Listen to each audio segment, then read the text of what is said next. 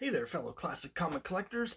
As always, I'm Scott Harris King, and I'm back with yet another haul video. I'm still working my way through the mountain of stuff that accumulated during the period when I wasn't opening any of my packages, letting my lungs refresh themselves, and still got piles, like stacks of stuff to get through. So we're gonna go through a bunch of it today.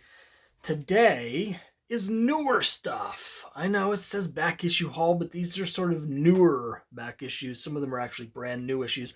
It's going to be a mix of things. There's going to be some independent stuff, some Kickstarter stuff. We're going to have some modern stuff from DC, and then we're also going to have some modern variants from Archie. So why don't we get into this right off the bat? Some of the stuff that I've been getting from indie creators and off of Kickstarter. We're going to start here with Apples, a little mini comic by Desmond Reed. Now, you may remember that last fall I went to the Mini Mice convention, the Massachusetts Independent Comics Expo, and I got a book by Desmond Reed called The Cola Pop Creamies. And it's about this group of characters here. He released this mini comic. I absolutely love that book. It is now being published. The one he had was an advanced sort of test copy. Now he has a publisher. It's coming out. I don't have the details, unfortunately, for that, but look around online, Cola Pop Creamies, Desmond Reed, because I really dig his art. It's highly stylized.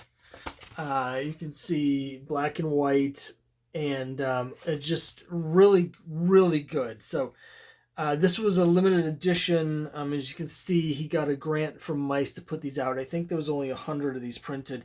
He's got another one coming out soon that I think is called Zombies. I'm not sure if he's finished that one yet, but I'm waiting to get that one as well. So very excited for this. Also got this here, a bunch of different things actually. It's I feel like I might have shown this off already. I'm not sure. It's Captain Midnight, the 100-page super spectacular, and this was done art by Jay Piscopo, who's the artist on my series Uncle Sam, Cthulhu versus Uncle Sam, and he recently had a Kickstarter for this. I love the design being taking off after the DC 100-page giant. And what this is it's got a story that he did with writer Brian Augustyn a few years ago with a bunch of public domain characters. And so if you missed that, the first 30-some pages is that. And then it's filled with, just like the DCs, it's filled with Golden Age reprints of the characters in the new main story. So really cool. And when the Kickstarter funded as stretch goals, they actually gave away more free comics. So in addition to that, we also got these here, and there's 2 in this bag. So it's going to take me a second to figure out how to get this open. And these are Shiva 99, Commander X in Shiva 99, and Monsters Amok number 5. You can probably tell from the Monsters Amok, this is a reprint of Golden Age stories with monsters. The Commander X in Shiva 99 actually has new stuff, again from Jay Piscopo, another new story there. So really cool to get these. Some point I'm going to hopefully have another video, if I haven't already done it by the time this airs. I'm not quite sure. I'm recording this well in advance, but we're currently, as I'm recording this, hard at work on Cthulhu versus Uncle Sam number 2. Jay's drawing that. He's currently, as I'm recording this, he's halfway finished with that. So sometime later this year, we're going to have issue 2 coming to Kickstarter as well, and hopefully I'll be able to share you some really cool stuff about that. Those aren't the only things I got from Kickstarter, though. I also got, hold on, Sentinels Pulsar number 1, which is written by my friend Van Allen Plexico. Now, Van Allen Plexico has been doing a lot of prose superhero novels for many years, starring his characters, the Sentinels. And so this is a spotlight comic, finally bringing these heroes into comic form, featuring one of the characters, Pulsar. It also came with cards for a Pulsar trading card game. Now, I don't know if he actually has made the game yet, or if these are going to be cards that once you get the game, you'll have these bonus cards. I don't know exactly, but it's cool. I've thought about doing that. When I do my comics, trading cards is one of the things that I include as bonus rewards. My trading cards are just trading cards. They're all patterned after this, which is a 1951 trading card from Lev Gleason, featuring Crimebuster. They did a series of trading cards in 1951, so I've made all of mine look like those. But I have considered doing something similar to this, putting stats on them, so at some point get a gaming system and you can use the cards for something. For now, though, I haven't done that. So I'm really curious to see what Van does with those, and of course it's just really cool to get this comic. I've been following Van's career for decades here, since the 90s, so it's really exciting. Here's another cool book that I got off of Kickstarter. It's called The New Amsterdam Game, and it's basically it's a superhero story that's set during the American Revolution. So you can see it's called Gooseberry's Midnight Ride. This is a vigilante called Gooseberry, who is basically like a colonial era Batman who disrupts the British forces and helps the Americans. And it takes place in occupied New York after the British have captured New York during the Revolutionary War, and he's sort of this mysterious, almost like a Zorro-like figure that swoops in. So, like the story, don't have anything bad to say about it, really. So, I think there's going to be more issues of this. I certainly hope so. I thought it was a really cool concept. I like the high concept of it. A little bit of Scarlet Pimpernel, a little bit of Zorro, a lot of Batman, but the setting is very different. So really, really like that. So I was really happy to back this. And finally, this is not a Kickstarter, but of course it's of special interest to me because it is a new comic series that features Crimebuster. Of course, I have revived Crimebuster in my series, The Crimebusters, where I picked up on the continuity from where it left off in 1956 with Boy Comics 119. I start right up at the set in the 50s, and I start up with issue 120. So my version of Crimebuster is still in the 1950s. But this company here, called Comic House, it's actually, they've rebranded as Lev Gleason, and they've picked up all of the Lev Gleason characters, and they have this Lev Gleason publishing house up in Canada, and they're putting out all these comics. And so they have this new version of Crimebuster who's sort of like a teen sort of protester, sort of. He's like a neighborhood watch slash protest guy. And in this story, he and Ricky Dean, Girl Genius, go undercover in a high school, kind of like 21 Jump Street, and they uncover this plot, and then they call in Captain Canuck. Now, it says Captain Canuck featuring Crimebuster and Ricky Dean, but it's actually a Crimebuster and Ricky Dean story. Captain Canuck is not in that much of it. He's just sort of in the beginning, and then they call him in at the end for the big fight. But I was really happy to get this. This company also has put out an anthology series, and the issue that just came out at the end of December is a Crimebuster solo issue. So I'm trying to get a hold of that. I pre-ordered it and something went wrong with the order and it never arrived. So at the time of recording this, I'm waiting for them to send me a new one or something. But I'm trying to get a hold of that one. Rest assured, when I get it, we'll be talking about it because I'm really excited to get that. Another newer pickup for me. It is Masked Intentions #1. Now, one thing that I've been slowly working on is getting all of Squirrel Girl's early appearances. Obviously, I'm a big fan of Squirrel Girl. I loved her series that ended a couple years ago that went 50 issues or so. Um, and, Squirrel Girl, she's in cartoons and she's a fairly major character now, but over the first 15 years of her existence or so, she hardly appeared in anything. After her first appearance, there was more than a decade before her second appearance, and so she only has this handful of appearances before she started getting used in New Avengers in the late aughts.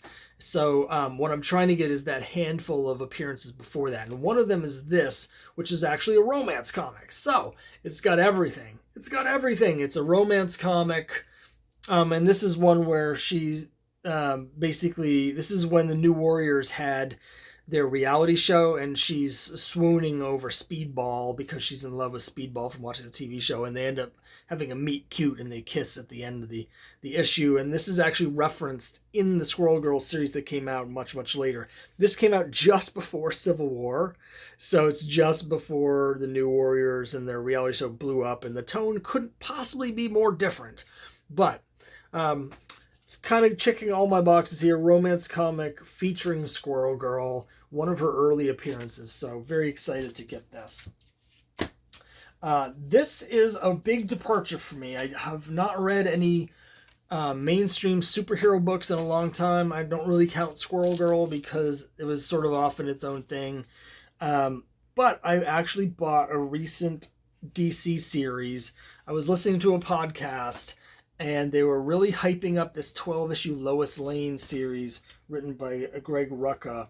And I'm a huge fan of Lois Lane, and what they were saying on the podcast really intrigued me, made it sound really good, a lot of investigative reporting and stuff. So I bought the whole series. It was dirt cheap. Cover price is $4 each, so you would think that the series would be $48, but actually after shipping, I paid less than half of that. I think I only paid $20 for the whole set. Of 12, so it was basically about the same as it would have cost me to get a trade, and I'd rather have the original issues, so I dug into these, very excited, and I have to say, not that great. It had some things about it that were really good, okay? Like the art just fine, like the tone, there was a lot of Lois Lane being a reporter, which I really liked. As a character piece for Lois Lane, I thought it was excellent. As a story, it was all over the place. Like it was so unfocused. I couldn't tell what the actual mystery was. I couldn't tell what the plot was. The story didn't seem to know what it was about either. There's a lot of sort of stuff about explaining how journalism works and the importance of journalism. Very sort of Trump era stuff dealing with fake news, and I appreciated all of that. A lot of stuff about attacks on journalism and how that's damaging to democracy. Again, appreciate all that stuff. There's also this plot where someone's trying to kill her, and the Question gets involved because the Question is working for Lois Lane, and that was, I thought, what the story was about. But then after a couple issues, it detours. These other characters show up out of nowhere. You have no idea what they have to do with anything. And then at the end of the story, you find out that Lois Lane has figured out that there's a multiverse, and right at the very end, the last couple issues, you basically find out that the person was trying to kill her because something about some alternate universe version of that character had taken over her mind, and so she thought she was supposed to kill her, but then love conquers all. And like the end of it was just jumbled, and it came out of nowhere because there was almost no setup. I have to say that one of the things that absolutely was boggling to me was that this is a 12-issue limited miniseries, right? So it's designed as a limited series, 12 issues self-contained. So that's one reason I had such a problem with the fact that the plot was all over the place, because it's pitched as a single story, but otherwise, that's what a miniseries is supposed to be. Not this. This is, again, but here's the one that really drove me up a wall. It's issue 6. It says, Event Leviathan Aftermath. Yes, this is the first time I've ever seen this. It's a miniseries that gets interrupted by a crossover event. And there's a part around issue 3 where there's this character comes out of nowhere, and you're like, what does that have to do with anything? And then there's this mysterious thing that's like, Leviathan! And then it's not mentioned again. Not in any of the the next 2 or 3 issues. And then all of a sudden it's like, Leviathan, this issue, again, as a character study, it's fine because it focuses on Lois's relationship with her father. But plot-wise, this issue has no connection to anything else in the entire series. And it really pissed me off that they planned a miniseries to be interrupted by and derailed by an event, a miniseries. Please, can we have anything that's actually self-contained? So, I don't know. It was a real mixed bag for me. I wanted to love it. I was so excited when I heard there was a really good Lois Lane miniseries, but I have to say I'm not quite sure what the people in the podcast were getting out of this that I wasn't, because, again, character-wise, great, but there was no central plot.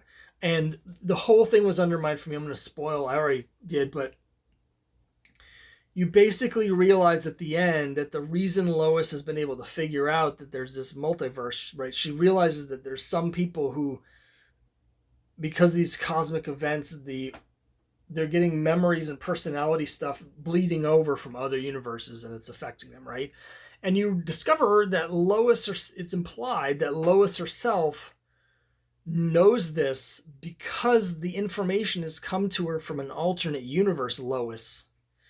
That's what the people in the podcast also had said, that it's specifically the Lois from the post-crisis Lois, but pre-New 52 Lois. That Lois is, and I don't know if that was established in Leviathan, like whatever the hell that was. But I thought it undermined the whole point of the series, because it's supposed to all be about investigative journalism, and then it turns out the big mystery at the end, there is no mystery because the central character already knows the answer, but not because she discovered it, but because an alternate universe version of her, put the information in her brain. What kind of crappy mystery is that? Ugh. So I'm very frustrated with that. So I can't really recommend it. As a Lois Lane fan, again, it's great to see her good, and I like the version of the character. I liked all that stuff. I just wish the story made any sense and was good. Let's move on. I got 3 other books that I wanted to show you, and they're all limited edition modern Archie variants. Now, I showed a couple of these to you in previous videos already. We had the one where it was, they're all Dan Parent, and they're all limited editions, limited to 250 copies. The first one was the Young Romance 150 homage. That's the first one I got with Betty crying. Second one was the homage to Chamber of Chills. Was it 19? I can't remember, 1922. I always get them confused. But the one with the wine glass and the skull with Betty on it. I think I showed you that. I showed you that one already. So those are really cool. But I got some more. First one is this. This is exactly what it looks like. It's Veronica dressed in a sexy Santa costume. I had mixed feelings about this one. I almost didn't buy it. But I basically got it because what tipped it over for me is that Archie and Veronica in particular have a long history of Christmas comics. You know, the Betty and Veronica's, their Christmas spectacular. They have a long history of decades of Christmas specials and Christmas-themed issues. So I appreciated that sort of nod to history. Now, I got 2 of these.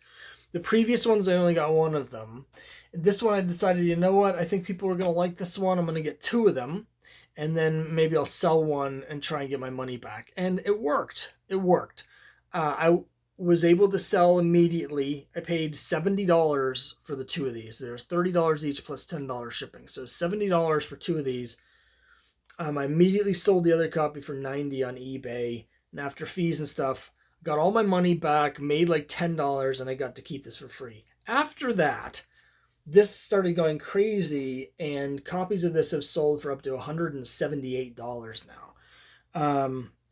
Wild fluctuations in value, but they're consistently selling for between $125 and $175. So I may not hold on to this as a result. I like it. It's cool. I don't love it. And so I currently have it up on eBay at a really high buy it now price. If nobody buys it, it's fine. I got it for free, basically. And if someone does buy it, then I'm gonna have a whole bunch of money that I can buy something that I like more than this. So that one's cool, but I don't like it nearly as much as these next two, which are two versions of the same cover. This is the Betty Valentine's Day cover. Dan's doing, a classic pinup, including the 50s, the 40s and 50s hairstyle with the flower. So it's like a classic pinup, and that's the kind of thing I like. The Veronica in a bathing suit, that doesn't really do anything for me. But the 40s style pinups, that's the kind of pinup, that kind of art I like. The nose art on the planes. The classic good girl art, that's my style. So I really like this. This is limited to 250. They did something really interesting with this. Once that was out and it was sold out, then they announced that there was a second variant, and it's this one here. So same image, but with a black background. And this is the secret black variant. And what's secret about it is they didn't announce they were doing it until after the original sold out. And then this was only available to buy for people who had already bought the first one. So if you didn't buy the first one, you had no way to get this. And you had no way to know it was going to exist. So I ended up buying 2 of each of these. I still haven't sold my second black variant. I did sell one of these already for $60. This one, I don't know what the print run is. I'm assuming it's at most $250, maybe less. But it's just harder to get based on how it was marketed and sold. So I'm asking for more for this one. And the market that has been selling, but people have been selling them as a set for like $120, $130. I'm holding out for a little more for this one. I've had some interest in it, but I haven't got what I wanted for it yet. So I'm still waiting to sell the second one. And basically my hope is just to recoup my money. Again, they're $30 each. So I got 4 copies, it's $120 plus $10 shipping. So I paid $130. After shipping and fees, I've gotten 55 of that back. So I currently have 75 left. So I'm just hoping to sell the other one and get $75 back, and then I'll be able to keep these 2 for free. They've already sold the next one. And the way they've been doing this is when they ship one, they immediately announce the sale of the next one. And the next one, I'll be really curious how it goes. I almost only bought 1 of it, but I decided to go for 2 because it's not a Sexy Betty or Sexy Veronica cover. What it is, though, is the issue that it's variant cover for is a video game theme Archie issue. And so the cover is an homage to the cover of Infinity Gauntlet #1, except it's Veronica wearing the Nintendo Power Glove. So it's sort of it's bringing in multiple audiences. It's got obviously the Archie crowd, but then it's going to appeal to all of the, Marvel Infinity Gauntlet people and the George Perez fans, plus it's going to get all the Nintendo fans. So I did end up buying 2 of those. It is cool. I'm much more of a Betty fan than a Veronica fan, but of course, Veronica's much more like Thanos, so that's fine. But we'll see. We'll see how that one goes. I'm going to show it to you as soon as I get it. It is really cool. And there's another one I bought from them that's not Archie related. That's a G.I. Joe cover, which is a little out of the ordinary for me, but I decided to give it a try because I have been doing okay reselling these limited edition variants from this company. So we'll see how it goes. I'm really hesitant to get into this too deep. But as long as I keep getting my money back so that they pay for themselves, then okay. But if I start getting stuck with any of these, I'm definitely going to cut it off and just buy the ones that I really dig, like that original Betty one that got me into it. So that's it for this time. Let me know what you think in the comments down below. Next time around, we're going to have more back issues because I have so many piled up here. I'm sorting them into different themes. So we got a cool one coming next time. But anyway, that is for next time. For now, thanks very much for watching, and I'll see you later.